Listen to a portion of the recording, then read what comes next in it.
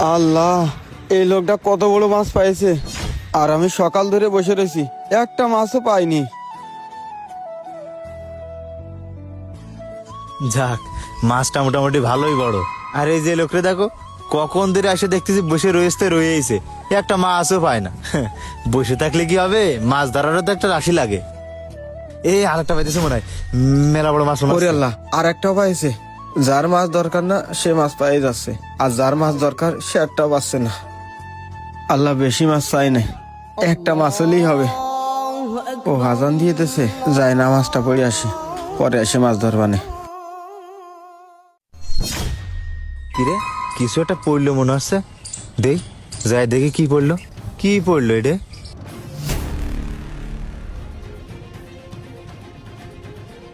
High আল্লাহ, এইটাতে দেখি স্বর্ণের সেন। সকালবেলায় যে কার মুখ দেখে উঠে আইছি, এইটা আমার লুঙ্গির কোটের ভিতরে সারাই রাখি। না, লুঙ্গির কোটে রাখা ঠিক হবে না, পরে যদি এসে আমার চেক করে। এর থেকে ভালো এই সেনটা মাছের গালের ভিতরে রেখে দিই, এইটাই ভালো হবে। আল্লাহ, সেনটা কোনো জায়গায় পাচ্ছি নি, এই জায়গায় দেখি নেই। এই লোকটার থেকে শুনে দেখবো।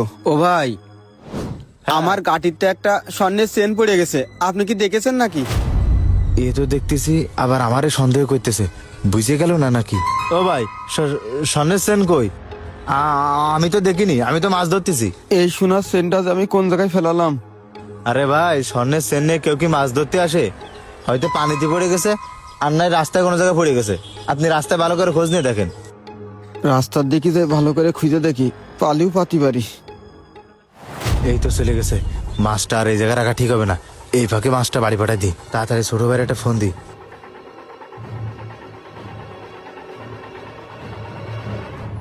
হ্যালো আসান, তুই কই?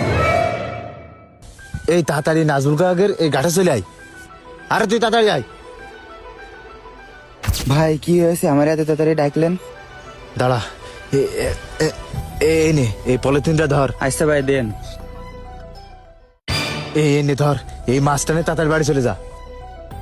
আর হ্যাঁ শোন, এই মাছের পথে কারো কাছে যেন বিক্রি করবি না, আর তোর ভাবিরও মানা করে দিবি এই মাছের যেন না কোটে। আমি বাড়ি যাব, তারপরে নিজে হাতে মাছটা করতো, ঠিক আছে? ঠিক আছে ভাই, আমি তাহলে চলে যাচ্ছি।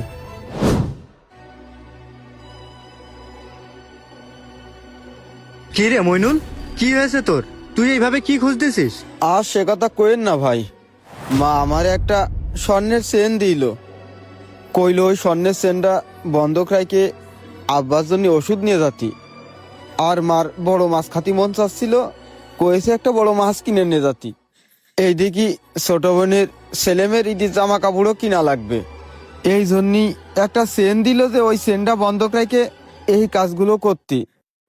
কিন্তু আমি ওই চেনটাই লুঙ্গির খোটে রেখে নদীতে গেছি মাছ মারতি।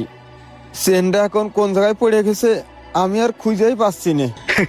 তোর মতো বলদ আমি জীবনেও দেখিনি। চেন বন্ধক না দিয়ে তুই গেছিস নদীতে মাছ ধরতি? ভাই ভাবলাম যে যদি বড় একটা মাছ পাই, তাহলে আর মার ওই চেনটা বন্ধক দিয়া লাগবে না। আমার কাছে কিছু টাকা আছে, ওই টাকা দিয়ে আব্বার ওষুধ নিয়ে যাব, এই জন্যই আমি মাছ মারতে গেছি। তুই এখন কি করবি? ওষুধ কিনবি না মাছ কিনবি? শোন, তুই কোনো চিন্তা করিস নে, যে আল্লাহ দেয় সেই আল্লাহ নেয়। তুই আমার সাথে চল, এত চিন্তা ভাবনা কইরে লাভ নেই ভাই। এই হাসান, একটু শোন তো। হ্যাঁ কি হয়েছে ভাই? মাছটা তো ভালোই, কোথায় পাইছিস? আলামিন ভাই নদীতে মাছ ধরতেছে, তাই এই মাছটা পাইছে। ও আচ্ছা। এই মইনুল, তোর এই মাছটা হলে হবে? হ্যাঁ ভাই, হবে। কিন্তু ভাই এই মাছ তো বিক্রি করবো না। আরে পাগল, দে মাছ আমার হাতে দে। তোর ভাইরে বলবি মাছ মামুন ভাই নিয়ে গেছে। এ মইনুল ধর, এই মাছটা তুই রেখে দে। তোর ভাই কোথায়? ভাই ওই যে কামারুল কাকাকের ঘাটে মাছ ধরতেছে। আচ্ছা ঠিক আছে মইনুল, চল। ভাই যদি শোনে যে মাছ এরা নিয়ে গেছে, তাহলেই তো আমার বকবে না।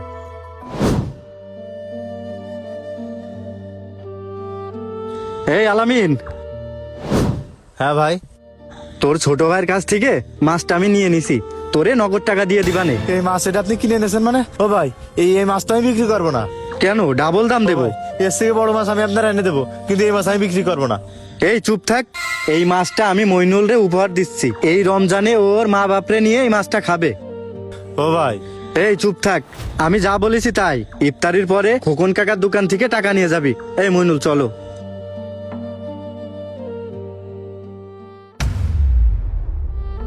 রিজিক আল্লাহর পক্ষ থেকে নির্ধারিত, কারো রিজিক কেউ কেড়ে নিতে পারে না। আল্লাহ যার জন্য লিখে রেখেছেন ঠিক সেটা তার কাছেই পৌঁছাবে। ভিডিওটি কেমন লাগলো অবশ্যই কমেন্টস করে জানাবেন আর শেয়ার করতে ভুলবেন না। ধন্যবাদ।